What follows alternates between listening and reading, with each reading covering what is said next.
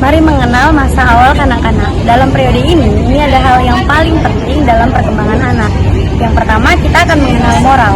Moral itu mengajarkan sang anak tentang membedakan benar dan salah dan membangun empati.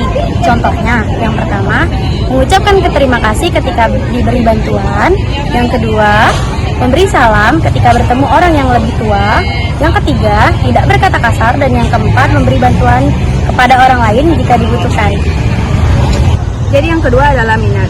Minat ini adalah perasaan dan emosional yang menyebabkan perhatian seorang anak itu terhadap bidang tertentu. Nah, jadi kita sebagai orang tua itu harus perhatikan dan memfasilitasi minat anak ini. Contohnya dengan membangun lapangan bola voli ataupun bola basket.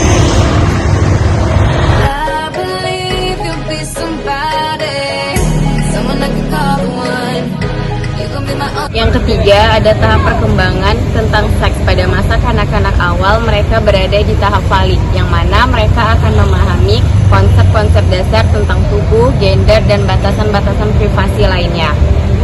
Pada tahap falik ini, anak-anak akan suka mengamati dan menyentuh alat kelamin.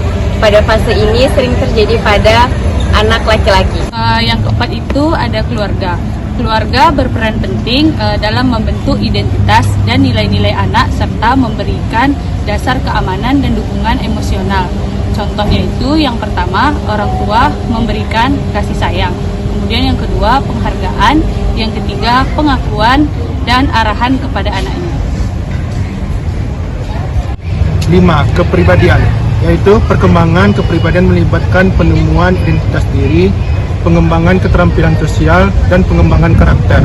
Contohnya, yang pertama, temui potensi anak, dan yang kedua, jangan memaksa kehendak anak harus bisa melakukan itu, tuntutlah dengan bakat yang dimilikinya. Dan yang ketiga, ajarkan anak dari kecil untuk melakukan hal-hal yang sangat penting dalam kehidupan, seperti membuang sampah pada tempat.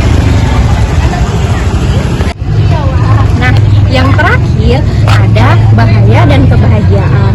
Anak-anak perlu belajar mengenali bahaya dan kebahagiaan untuk tetap aman, kemudian menemukan kebahagiaan melalui interaksi sosial yang positif, aktivitas yang mendukung, dan dukungan keluarga. Kemudian ada contoh kebahagiaan, yaitu saat seorang anak memenangkan perlombaan di sekolahnya. Sedangkan kegembiraan adalah perasaan yang jauh lebih kuat dibandingkan merasa terhubung baik secara rohani dan dengan Tuhan maupun dengan orang lain.